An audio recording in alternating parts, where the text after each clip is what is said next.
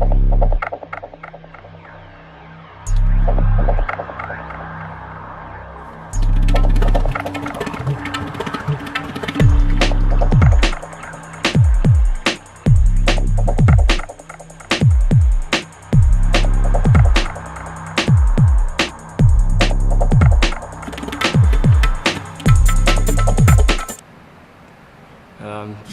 I'm 20 years old, from New Hampshire.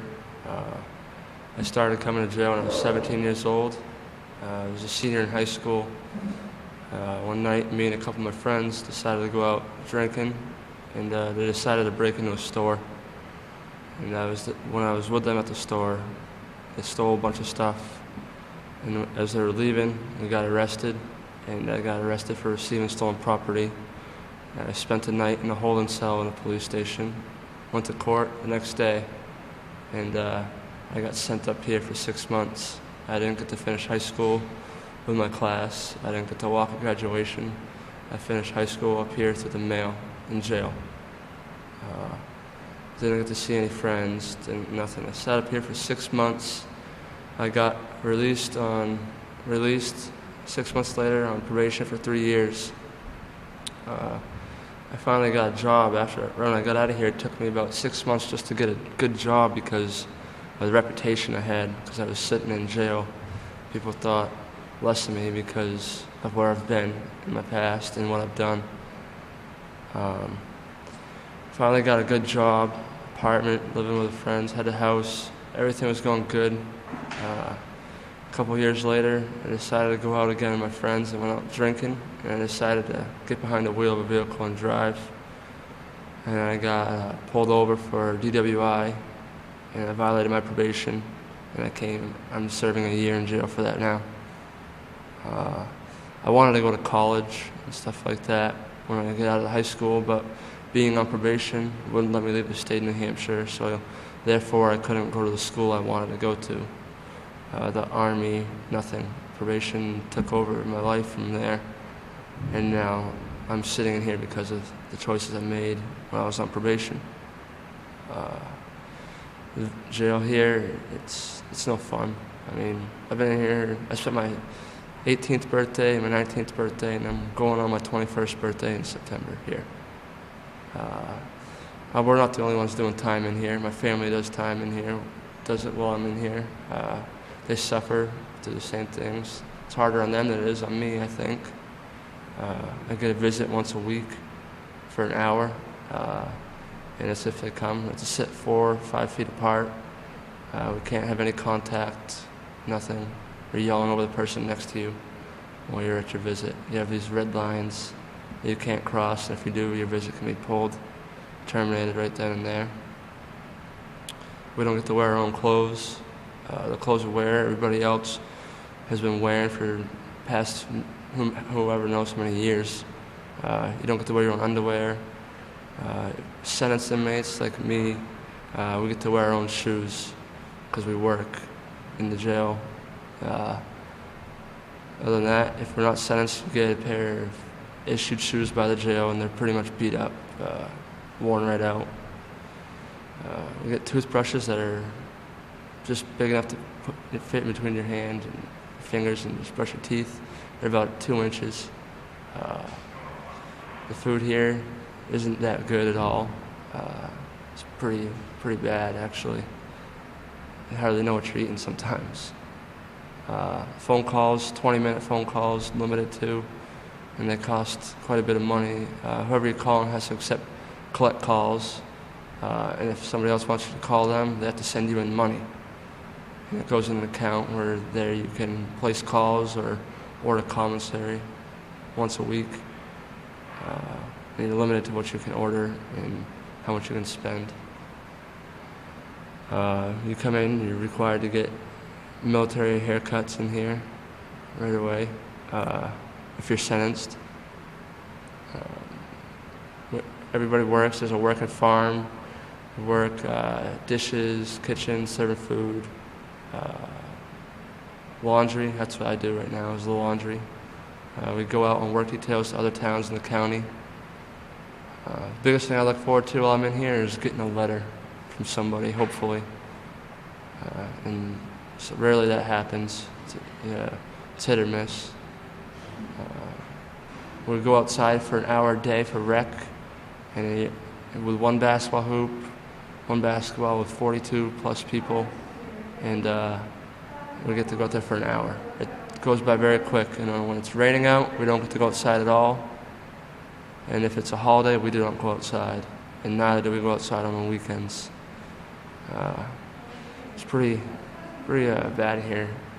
You never know what's going to happen. You can get random shakedowns. That's when the COs or the guards come to our rooms and just rip them apart. It looks like a small tornado went through your house or something. And everything's everywhere. You have to pick it all up. They tell you what to do and when to do it. When to get up every morning at 6 o'clock for mandatory breakfast. The meals are mandatory, you have to go to them, or you get sent down to what they call lock block. It's 24 hours, 24-hour lockdown, no phone calls, and you get strip searched out twice a day. We get strip searched out every time we come inside from an outside work detail. After every visit, we get stripped out. After AA meetings, we get stripped out. And even while there's a CO sitting there the whole time watching you still get stripped out, day in, day out. Drugs has a lot to do with part of why I'm in here too. I got started drinking when I was 14, smoking weed, and then it just escalated on to other things, cocaine, mushrooms, acid, hallucinogenics, all that stuff I thought was cool and fun. And it seems like it's all it does. It builds up and it keeps getting me in trouble, and I'm ending up sitting here. Once you get involved in the court system, it's hard to get out of it. I went to a placement when I was 14, 15 years old, and I just kept going in. It's like a revolving door. Once they saw me, the judge keeps seeing me once, over and over again. He's getting sick of seeing you, and he ended up sending me here. All the little things just keep adding up and adding up. I lost 4 of my friends to drinking and driving while I was sitting in here. Can't go to funerals, can't see them again. I'm never going to see them again. I don't have the chance to say goodbye. Some of the things you think about, anything can happen while you're in here. And it's hard to deal with that stuff while you're in here because you have nobody really to talk to. You're here on your own. And your family is doing the time with you. And there's people in here with all kinds of different charges. You're here with people you don't like. You have to deal with it. You're living with, we're up where I am, where we are, we're living with 40 other guys. And we have no choice on where we sleep, what cube we're going to stay in, what cell we're going to be in. It's where they put us is where we're at. We got 2 showers up there for all of us up there. 2 showers for 40 plus people is pretty bad, and they're pretty gross. The bathrooms are open stalls, so you can walk to the bathroom and you can see what everybody else is doing in there. There's no privacy. There's cameras everywhere. You're always being watched. People coming in and out every day. You got rules. There's a rule book. Everything you go by, you buy by the rules. Everything is right by the book. We get woken up. We have to have our beds made, shaved, and our cells cleaned by 10 o'clock. And the guards come through and inspect them. And if it's not they have to have your bed made every day. Everything, you're limited to how many letters you can have, you're limited to how many pictures you can have, you're limited to your visitors. You're only allowed 2 visitors at a time, or 2 adult visitors unless they're children. And the only way you can have contact is if they're, 13 or under? I think it's 13 years or under, you can have contact with them. Other than that, there's no contact between any other visitors. And then they have to go through, they do an NCI check to check and make sure they don't have any warrants for their arrest. And if they do, they can't come in to see you. You got to put up, every visitor's got to go on a list. Every phone number you have has got to go on a list to get approved so you can call them. This place is just no fun. I'm just hoping some of you guys take a listen to what we're saying, because I was sitting on the other side of this table one day, and I didn't really listen to what they had to say to me, and this is where I'm sitting now. And I'll tell you right now, I don't like one bit of it. I wish I could go back and change the things I've done, but I can't. I just gotta learn from my mistakes.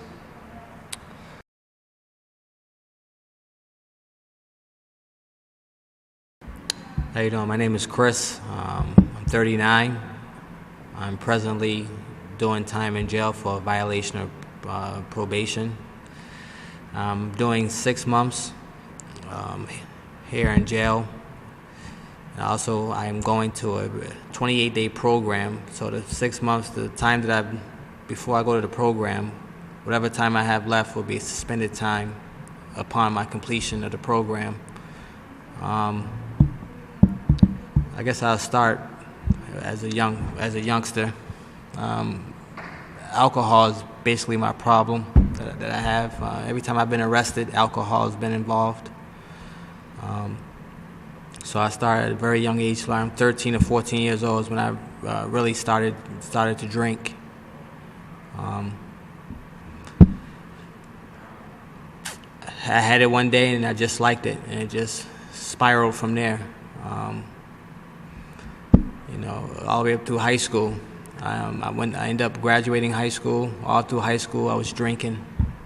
I was a high school basketball player, where the fact that I had a lot of colleges looking at me to play college basketball for their particular school. But all during that time, I was drinking, skipping school. I still was basically doing my schoolwork. I was still passing. I was a class clown. But the drinking and the partying. I ended up taking my SATs twice while I was in high school, and I passed them both, but I was drunk on both occasions. I didn't get the scores required to go to Division I schools that I wanted to go to. So what I did was I ended up going to a Division II school to play basketball, and then go there for a couple years, and then move on to a Division I school. That was my plan. It didn't actually work out that way. I ended up doing the 2 years of school, but then I lost my scholarship from drinking and partying.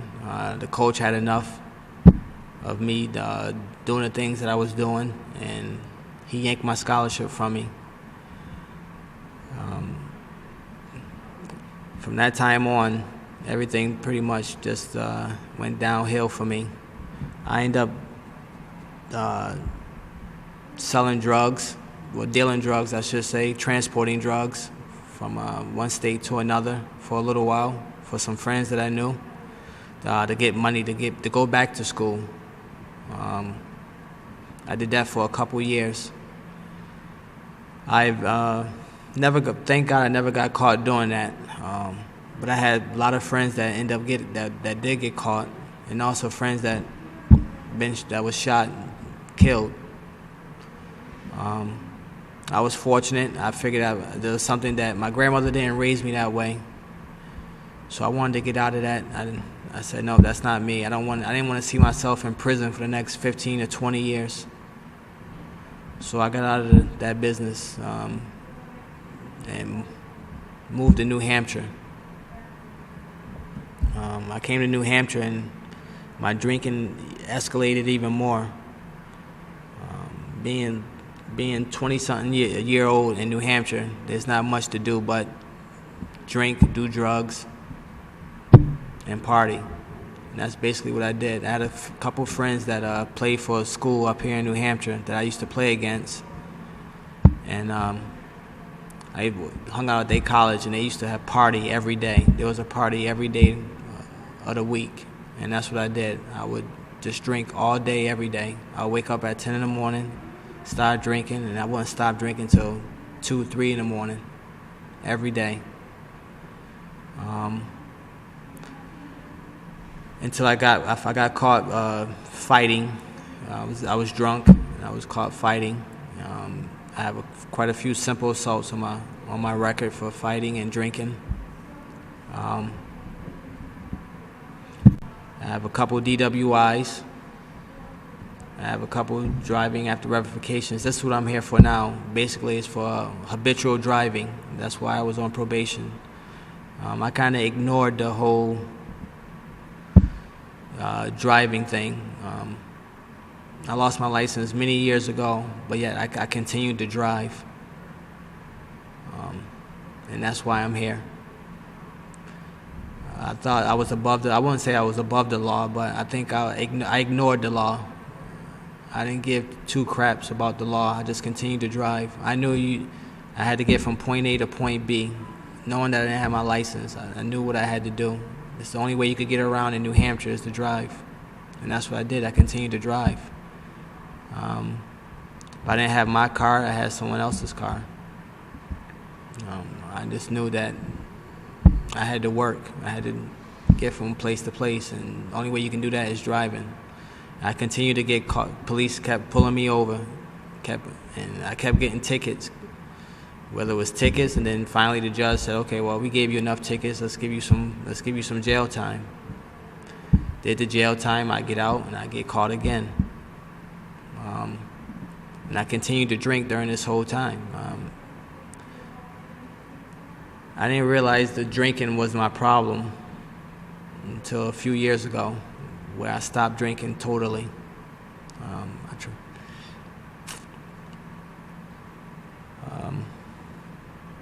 I think it's the best thing in the world that ever happened to me was stop drinking.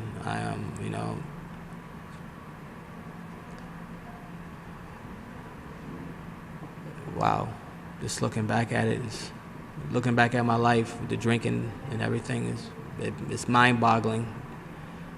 Just thinking that the drinking the alcohol pretty much ruined my life, ruined my dreams that I had. As far as playing professional basketball overseas or anything like that, getting a college education, alcohol destroyed that. It really did. It also hurt my grandmother because that's who raised me. She wanted me to finish. She did everything in her power to do things for me, for me to have a good life. Graduating college was one of the things I wanted to repay her. I never got a chance to repay her for doing that.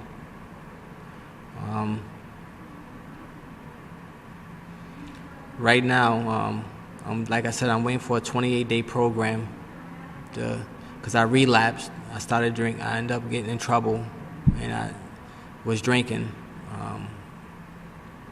I relapsed March 9th of this year. I'm not proud of it. It was something that I had a lot of things in my mind, and I just couldn't get it out. And I just ended up drinking. Now I'm back here in jail.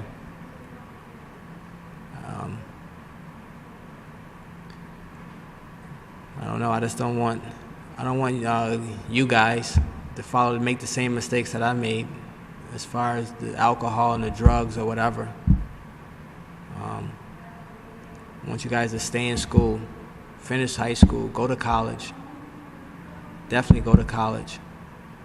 You can't make it in this world these days without college. So I stress, please do that. But getting back to me, I have 16 years of suspended time over my head for the various crimes that I did, most of them for driving. So if I get picked up again, they can impose these sentences on me for anything. Whether I get picked up for drinking again, for violating probation, they can impose these sentences. 16 years, that's a lot of years to do in jail. I'm not looking forward to that.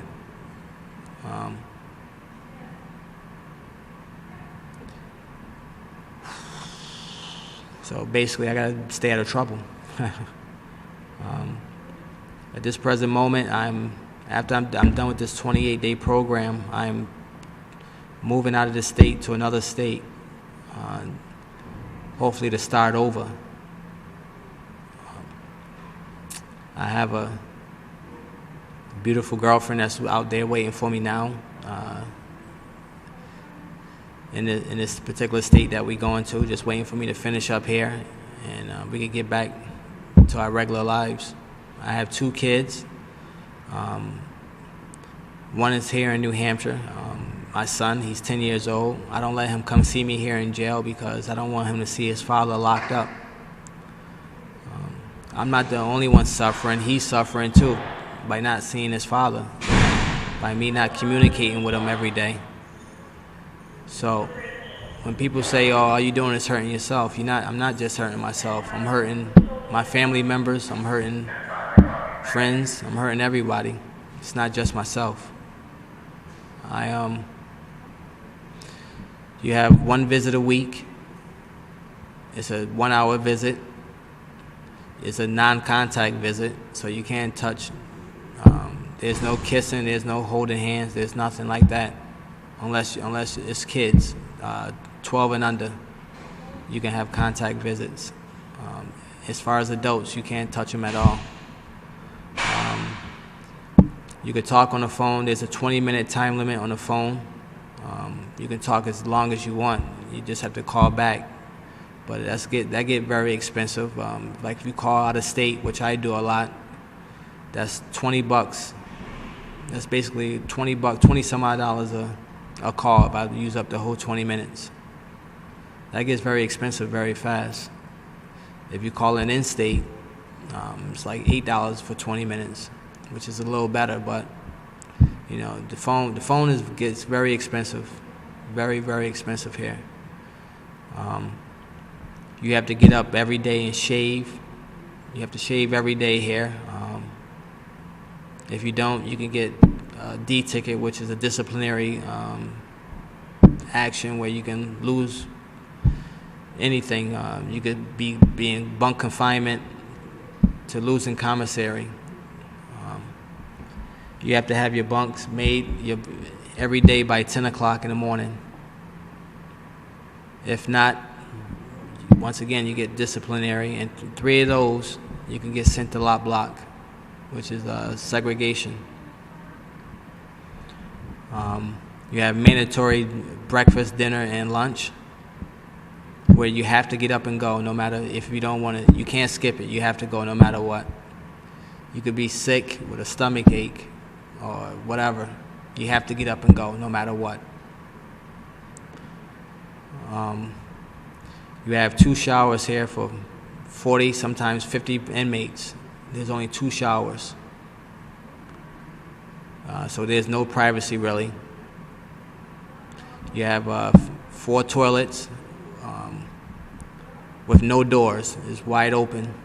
So people can walk right through the bathroom and see you doing whatever you have to do. Some people even stop and talk to you while you're there, which I think is gross, but some people do that.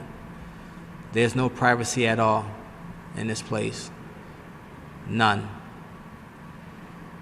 You are cooped up with many of people, all kinds of people from different nationalities to different religions, whatever. You're stuck with them. Whether you like them or you don't, you're stuck with them. You gotta live with these people. It's very tough. It's tough here in jail. Because like I said, you're forced to live with people that you don't know. Different personalities. You know, and if you end up fighting somebody, you end up getting another charge. And obviously none of us want that, but it happens. That's reality. You have some people here that don't take showers. You know, hygiene is not their best quality. So, you know, you stuck with them. Jail is not a place for anyone. I wouldn't recommend this place for my worst enemy. I really wouldn't. It's bad.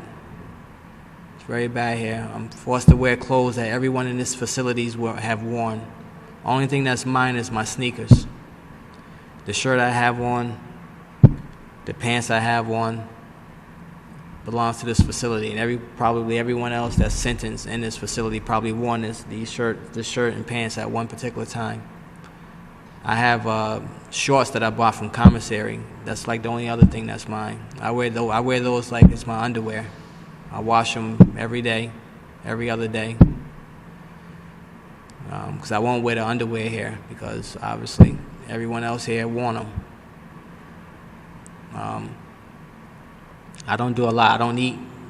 I eat a lot of cereal. I don't eat this food that's served here. The food that's served here, half the time I don't even know what it is. So I eat cereal. I work in the kitchen, so I can eat cereal. That's the safest thing in here to eat, cereal and toast. At least I know what it is. Everything else I don't eat, unless it's like spaghetti or something like that. The food here is very bad for you, greasy, fattening. They feed you a lot of bread. I think they put some kind of sleeping antidote in the food too, because people falls asleep right after they eat half the time. I don't know. But it's bad here. Right now, I have like maybe 2 or 3 more weeks left here, and then I move on to, like I said, the 28-day program, alcohol program. And after that, who knows? Like I said, I go away down to a different state and start over, and only God can tell. I don't want to drink. I don't want to drink anymore. That's for sure. I slipped up and made a mistake, and I'm paying for that mistake. Not a bad guy. Other people that you hear from in this video, they aren't bad guys either. They just made bad choices like myself. Choices I made, the drinking and driving, bad choice. But that was something that I was common to it. I was used to it. Something that I did religiously when I was younger. You know, I didn't think nothing of it. Growing up, it was easy for me to drive around with friends and have a cooler of beer in the back and just drive around and have fun. The good thing is I never killed anyone or myself, because I could easily have done that plenty of times. Could have easily killed someone during all this time with me drinking and driving and whatever else. If you guys take anything I say, just don't make stupid decisions, because it stays with you for the rest of your life. The decisions that I made in my life that put me here will be with me for the rest of my life. Don't make the same mistakes that I've made. Thank you.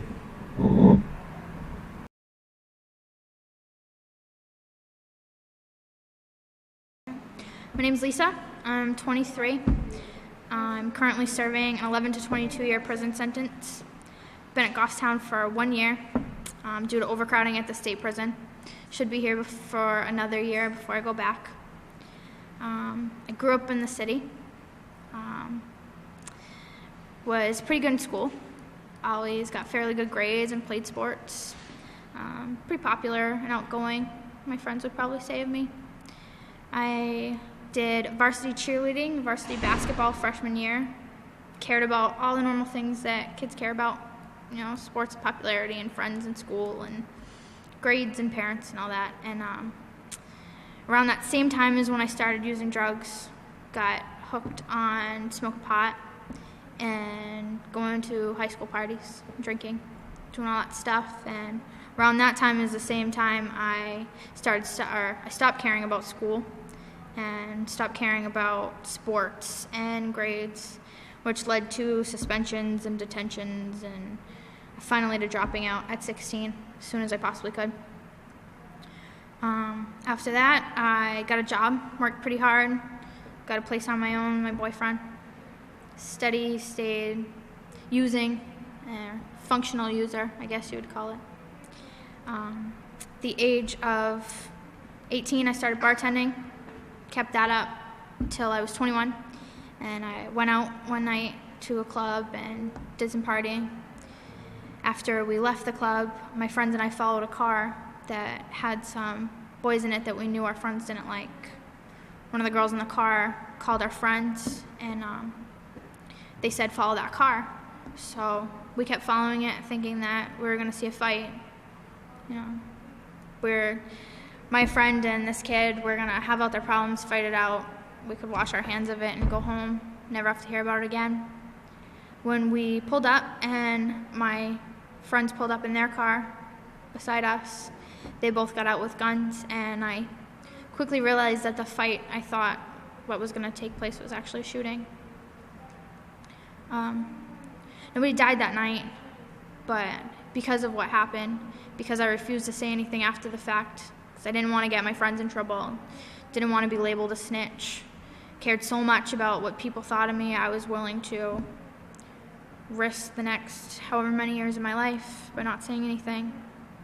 The cops charged me with hindering apprehension because they figured that I wouldn't talk, and then later on secretly indicted me on criminal liability to first-degree assault and criminal liability to murder. I pled out to 7.5 to 15 if they agreed to drop the murder charge, and when I got into court they said it wasn't enough. They gave me the max for my charges. I have never had a parking ticket. I have never been in trouble. Never been pulled over for speeding, never looked at a cop wrong. And because of my actions, because I cared so much about what people thought and following the crowd and keeping the reputation and the street credibility and all that I had, I did this myself. They had to make an example out of me, and I got 11 to 22 years. I have a sentence reduction in right now, which is not guaranteed.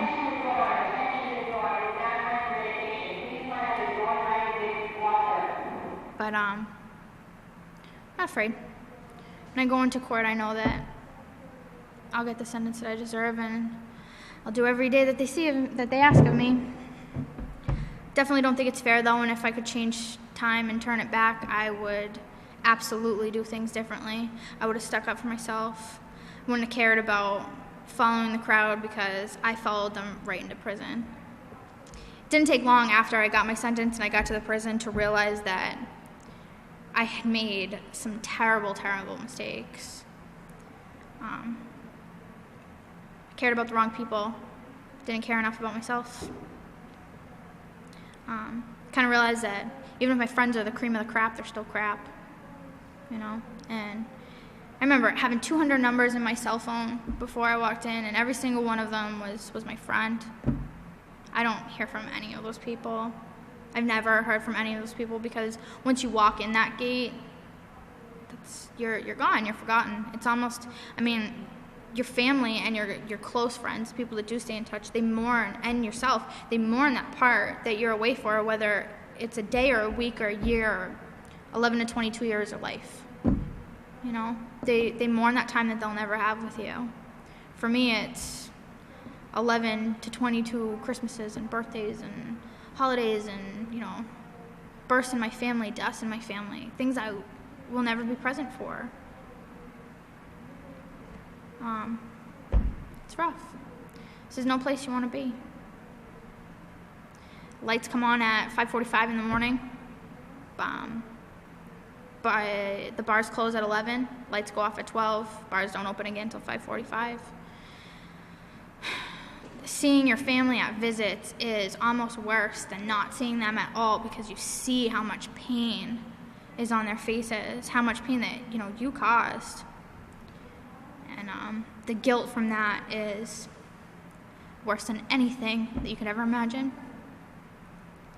I'm lucky enough to have my mom who comes to see me, and very thankful for that.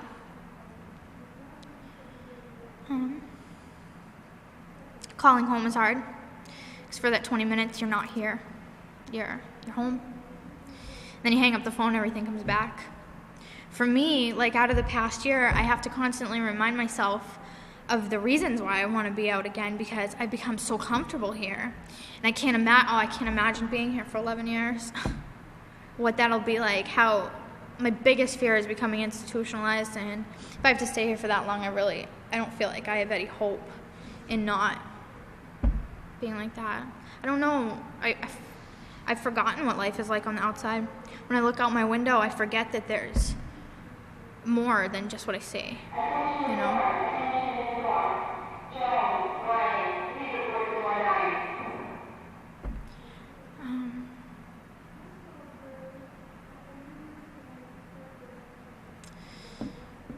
Basically, I'd like to stress to everybody who is watching this that you need to see further down the line. There's two things that everybody has in common about being here, and that's the ability to make very bad, impulsive decisions, and the fact that we all said this will never happen to us. It so easily can, you know. You need to see further down the line, and when you're thinking of your next move, the next thing that you want to do, because you set yourself up, you know. You can either set yourself up to succeed or set yourself up to fail. I chose to fail. I chose you. As far as being here, I mean, you have every different type of person. It's not just, people think of the stereotypical inmate as like, what, scumbag or, you know, robber, murderer, you know. There's every different kind of person here. Being at the state prison, you look around the table at an AA meeting or at Chow, and you have people there that are doing more time than me for less, for things that, you know,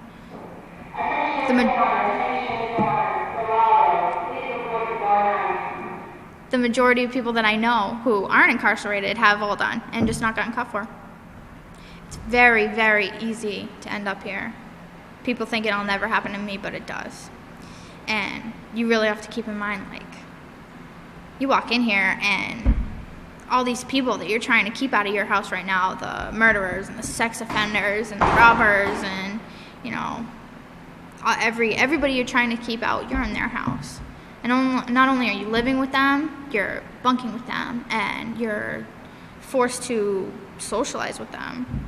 The majority of the people upstairs I would never talk to, you know, I'd pass them right along on the street. But you're forced to live and be civil and basically, live with those people. And not only that, you're forced to wear the same clothes as them. I mean, come on, it's pretty gross. It's dirty. When you jump out of the shower, you still feel dirty. I never said when I was growing up that I wanted this for my life. Pretty sure my mom never said that either. But and I am very ashamed of the choices that I've made. I do regret so many things. And in jail, you have nothing but time to sit around and be sorry for all the things you're sorry for. I would take it back. I would absolutely take it back. If I could rewind it back and make it all play out different, absolutely, because when you're here, your life is on pause. I'm going to spend the next 10 years of my life sitting here and not doing the things that I'm supposed to be doing at the age that I'm at. You know, I'm going to be 24 next month. And I should be not only deciding what I want to do with my life, but going to school and starting a family, getting married, starting a family, and, you know, putting all these things, all these steps in action and making the building blocks of my life. I shouldn't, at 33 years old, when I walk outside these gates, I'm going to be so far set back. At 44, when I get out of the system, I mean, wow, I will have spent 1/3 of my life in prison, 1/2 of my life in the system when this is all said and done. Scary thought. 2018. If you think about it, it's so far away.